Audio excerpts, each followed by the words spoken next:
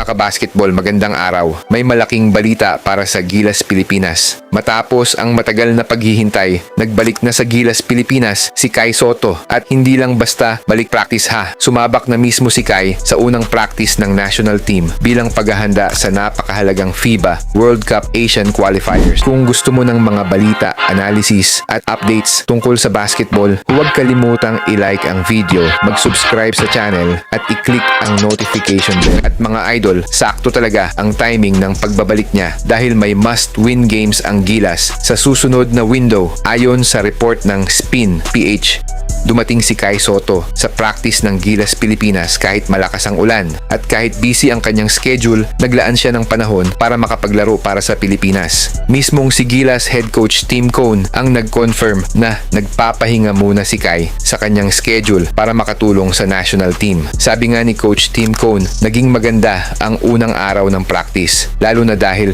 nakasama nila si Kai at malaking bagay talaga ito para sa Gilas dahil tandaan natin matagal-tagal ding hindi nakapaglaro si Kai para sa national team. Ito ang unang pagkakataon na muli siyang magsusuot ng Gilas jersey matapos ang 2024 FIBA Asia Cup Qualifiers. Kaya siguradong marami sa atin ang excited makita kung ano ang magiging impact niya ngayon sa lineup. Pero may isa pang interesting na parte sa story ni Kai. Sa mga nakaraang qualifiers, hindi siya nakasama sa third window na ginanap sa Auckland, New Zealand at Australia dahil naghahanda ang kanyang camp para sa isang bagong chapter sa kanyang basketball career. Isa sa mga pinag-iisipan niyang landas ay ang paglalaro sa isang NCAA bilang bahagi ng paghahanap niya ng panibagong daan pabalik sa NBA. Kaya interesting talaga ang situation ni Kai ngayon. Habang inaayos niya ang kanyang career path, bumalik muna siya sa Gilas para tumulong sa isang napakahalagang qualifying window. At mga idol, hindi biro ang naghihintay sa Gilas. Sa August 28, haharap ang Pilipinas sa Jordan at 2 araw lamang pagkatapos noon, sa August 30th, makakaharap naman ng Gilas ang Iran. Parehong gaganapin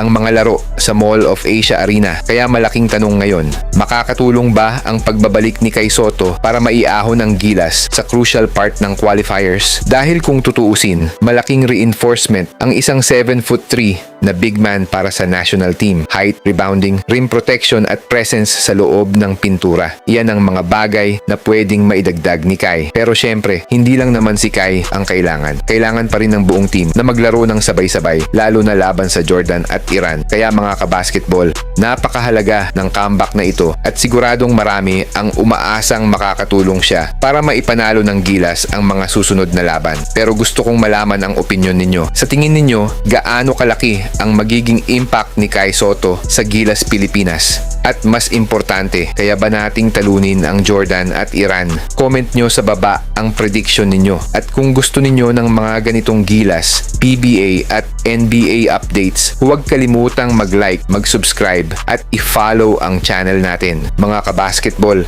sama-sama nating suportahan ang Gilas Pilipinas.